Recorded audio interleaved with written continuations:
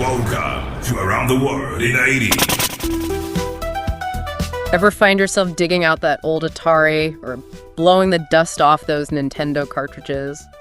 Yeah, for a good dose of nostalgia. Totally. That's what we're diving into today.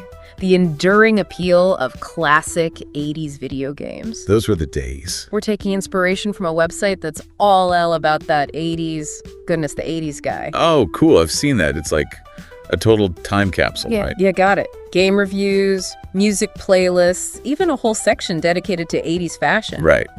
It's more than just the games. It's the whole vibe of the decade. Exactly. They talk about recreating that feeling, like simpler times. But honestly, some of those games were brutally hard. Oh, yeah, absolutely. You died a lot back then. No save points or anything. Talk about pressure. Every life counted. I remember spending hours in the arcade trying to beat Donkey Kong. Classic. And you were lucky if you could do it on a single torter. Oh, for sure. Speaking of classics, the website mentions a few biggies. Pac-Man, Space Invaders, Donkey Kong. Legendary games. They defined a generation. For those who might not have had the pleasure of experiencing them firsthand. What, you mean dodging pixelated barrels wasn't everyone's childhood? Oh, maybe not. But seriously, those were some seriously influential games. Absolutely. Space Invaders, for example. Yeah. Those descending aliens tapped into some real Cold War anxieties. Whoa, I never thought about it like that. Yeah, it wasn't just a game. It was like a reflection of what people were worried about back then. Huh. It makes you appreciate how a simple game can connect to something much bigger, For sure. And then you have Pac-Man. Simple concept, but it became a global phenomenon. Total icon. I mean, come on. Everyone recognizes Pac-Man. Right. And the website calls it pure distilled arcade fun. Couldn't agree more. But what do you think made it so addictive? Well, it's easy to pick up, but surprisingly hard to master. You've got those ghosts, each with their own quirks. Oh, yeah. Blinky, Pinky, Inky, and Clyde. Everyone had their favorite and least favorite to deal with. And the mazes get more complex as you go. So there's always a new challenge. They really did make those ghosts tricky to shake. And can't forget Donkey Kong, right? Like, that game gave us some seriously iconic characters. Oh, totally. And it basically invented the whole platformer genre. Yeah. Running and jumping across different levels. So influential. I mean, think about games like Super Mario Odyssey today. They owe a lot to Donkey Kong. For sure. The influence is undeniable. But it's crazy how these 80s games, they still resonate, even with people who weren't even born back then. It's true. The website even mentions that people reliving their youth, but also, like newcomers, discovering these games for the first time. Why do you think that is? It's a good question. What is it about these games that makes them so timeless? Well, I think for some people, it's that nostalgia factor, even if it's like secondhand nostalgia, Right. Like they weren't there for the 80s, but they connect with the feeling. Exactly. That pre-internet, pre-smartphone era, things were just simpler. Like watching those classic 80s movies, it's a whole mood. Totally. Yeah. But I also think there's something to be said about the game design itself. They were just well-made games, solid mechanics. Yeah, the website keeps using the words addictive gameplay and classic mechanics. What makes those mechanics so enduring? I think it's the simplicity, in a way. Clear goals. You know exactly what you need to do. Yeah. And you learn by playing. No need for these crazy long tutorials. Yeah. And that sense of accomplishment when you finally beat a level, just chef's kiss. It's funny you brought up Space Invaders earlier, reflecting those Cold War anxieties, because it makes me wonder, did other games from that era also reflect the 80s culture in some way? Absolutely. Think about Pac-Man, right? On the surface, it's just this little yellow guy gobbling up dots. But some people see it as a commentary on consumerism. Oh, wow. Pac-Man's always consuming, always wanting more.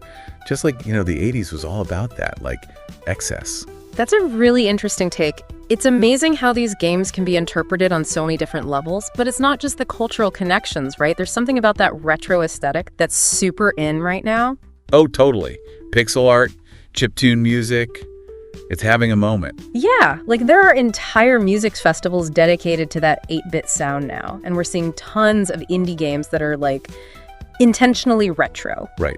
Games like Shovel Knight and Stardew Valley, it's like they're paying homage to those classic 80s games. Exactly. And I don't think it's just about nostalgia for the people making those games either. It's more about capturing what made those games so great in the first place. That pick up and play appeal. You don't need to spend hours learning complicated controls. And we can't forget the social aspect. Like back in the day, playing video games was a communal experience. Oh, totally. Arcades were the place to be. You were there with your friends, all huddled around the cabinet. You don't really get that same feeling now with everyone gaming online. Yeah, it was different. There was a real sense of community around gaming back then. It was more than just entertainment. It was a social thing, a way for people to connect.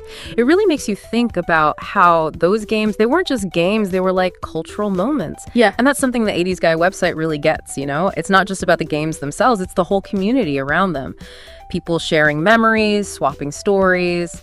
It's cool. Yeah, it shows how powerful those games were and still are. Like they've gone beyond just being games, you know? Yeah. They're these cultural touchstones now. People from different generations can connect over them.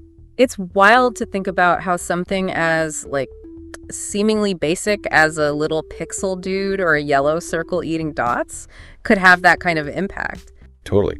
I think it just goes to show when you have really great game design, it lasts. It's timeless. It's not just about fancy graphics or anything like that. Yeah, those games, they were fun because of how they played, how they made you think, how they challenged you, and that never gets old. Exactly. Speaking of which, the website, they have this whole thing about, like, dust off your joysticks, encouraging people to try these classics. I love that. And honestly, I'm kind of tempted. It's like, in a world where everything's so high-tech, so complicated, there's something kind of refreshing about going back to something simpler. Totally. Like a palate cleanser for your brain.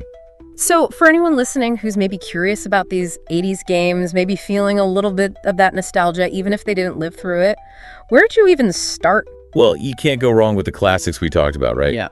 Pac-Man, Donkey Kong, Space Invaders. You can find those pretty much anywhere. And those are just the tip of the iceberg, right? Like, we didn't even get to Galaga, Dig Dug. So many good ones. Too many to count. It's like a whole world waiting to be rediscovered. It's like stepping back in time a little bit, seeing where games came from. Who knows? You might just discover your new favorite game. Maybe. Well, that about wraps up our deep dive into the world of 80s video games. From arcades to Atari, it's amazing how these games still hold a special place in our hearts, even decades later. But before we sign off, I want to leave you with this. What is it about these pixelated classics that still captures our imagination? Is it nostalgia? Is it the simplicity? Or is there something more there? Something about the way they make us feel, the way they connect us to the past, and maybe even to each other. Think about that as you navigate our modern world, one high score at a time. Until next time, game on.